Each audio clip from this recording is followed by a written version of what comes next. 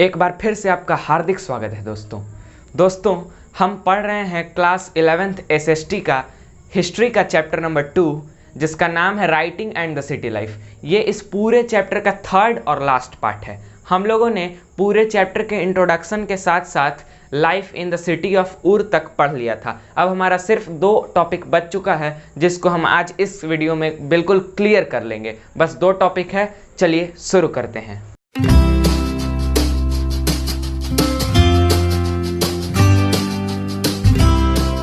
तो इस टॉपिक का नाम है trading town in a pasture zone, यानी कि एक ऐसा शहर जिसमें ट्रेड होता है और वो पास्चर जोन में है, यानी कि ऐसे जोन में है जिसमें पशु भेड़ बकरियां चरा करते हैं, जिसमें घास की मैदान है, वैसे जोन में एक ट्रेडिंग का शहर। तो उस शहर का नाम है मारी।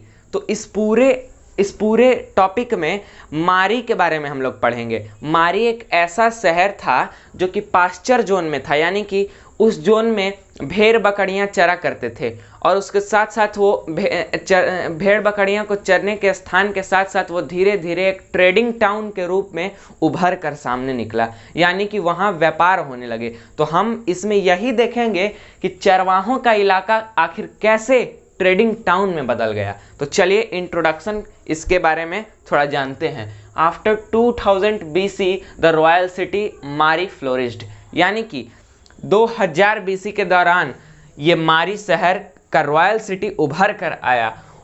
तो मारी का लोकेशन ये था कि मारी was located on the up stream of Euphrates river, यानी कि यूफ्रेट्स जो नदी था साउदर्न मेसोपोटामिया में, उसी के अप स्ट्रीम यानी कि धारा के विपरीत में मारी जो कि शहर बसा हुआ था।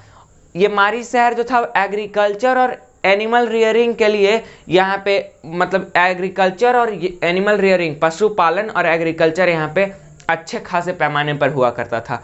Most of the region was used for pasturing sheep and goat. जैसा कि हम लोगों ने अभी देखा कि ज़्यादातर इलाका वहाँ पे पास्चर लैंड था, यानी घास का मैदान था जिसमें लोग पशु और भेड़ बकरियाँ चरा करते थे। तो ये तो इंट्रोडक्शन हो गया, लेकिन अब ये जानते हैं कि आखिर वो चरवाहों का इलाका आखिर टाउन में कैसे बदल गया कि आखिर वहाँ लोग व्यापार करने लगे। तो क्या हुआ कि herders exchange animals, cheese, leather and meat in the return for metal tool ETC with farmers. यानी कि देखिए, जैसा कि हमने बताया कि चरवाहों का इलाका था, तो क्या था कि दूर दूर से चरवाहे घास के मैदान खोजने के लिए आते थे, और ये तो मारी शहर घास का मैदान ही था। और चरवाहे आते थे और चरवाहे एनिमल, चीज, लेदर और मीट, ये सब टूल वगैरह, टूल, मेटल, ये सब फार्मर से एक्सचेंज करते थे।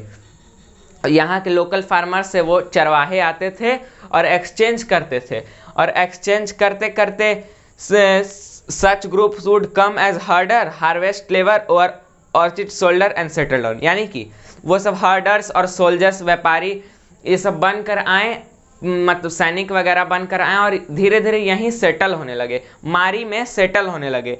दिस इंक्लूड्स अकाडियन, एमोराइट्स, एसीरियन, एमार्जियन, मतलब कि ये इस समुदाय के लोग थे, अकाडियन वगैरह थे, और ये आकर यहाँ पे सेटल डाउन होने लगे। मारी is a good example of urban centre reach on trade. मारी इसका एक बहुत अच्छा उदाहरण है ऐसे शहर का जो कि व्यापार में बहुत धनी मनी माना जाता था। Would, copper, wine, tin, oil etc were carried in boat along the Euphrates between South Turkey, Syria and Lebanon। मतलब कि लेबनान, सीरिया और साउथ टर्की से ये सब वाइन, तेल वगैरह का व्यापार होता था मारी शहर के द्वारा। और officers of Mari inspect the cargo and levy a charge about 1/10 value of goods, यानी कि जैसे कि देखिए अब ये ट्रेड होना स्टार्ट हो गया, तो क्या ऑफिसर्स जो मारी के थे वो मारी के बॉर्डर वाले इलाके पे इन्वेस्टिगेट करते थे और गुड्स को और टैक्स लेते थे। तो ये मारी शहर के बारे में एक और फैक्ट हमने जाना कि ऑफिसर्स वहाँ पे टैक्स लिया करते थे और व्यापार जो सामान होता था उसका 1/10% उसका टैक्स लिया करते थे। Cities in Mesopotamian culture, second topic है हमारा, सेकंड लास्ट टॉपिक है सिटीज इन मेसोपोटामियन कल्चर।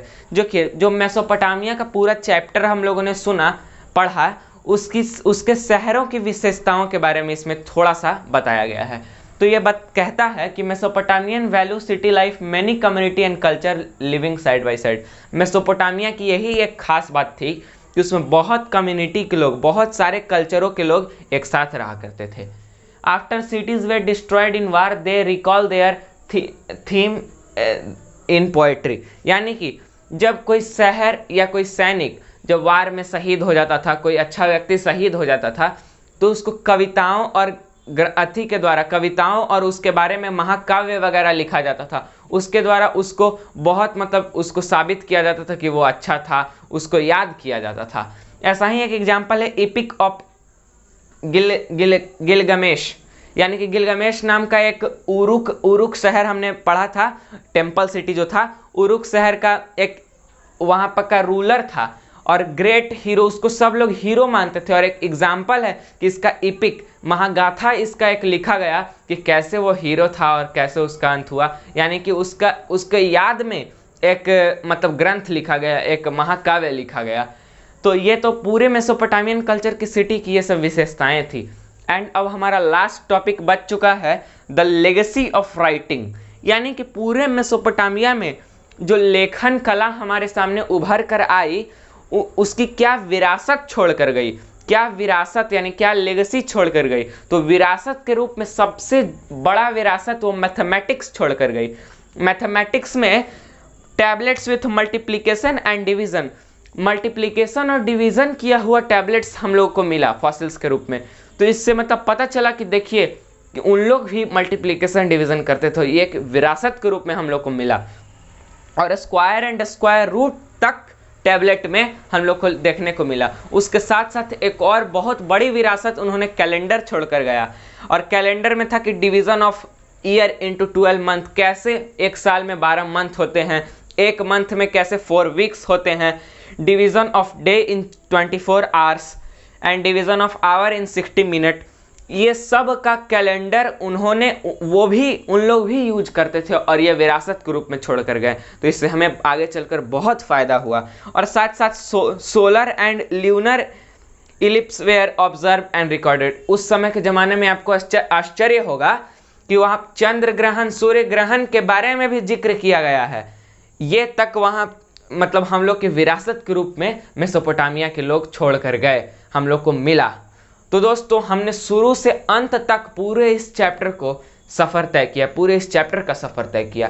आप शुरू से अंत तक फिर एक बार अगर देख सकते हैं और नोट्स साथ साथ बना सकते हैं, तो यहीं पे इस चैप्टर का अंत हो जाता है। दोस्तों अगर आपको इस चैप्टर से मदद मिली, आपको हमसे मदद मिली, तो कृपया इस चैनल को सब्सक्राइब करें। अगर वीडियो पसंद आया तो इस वीडियो को लाइक करें। तब तक के लिए बहुत बहुत धन्यवाद दोस्तों।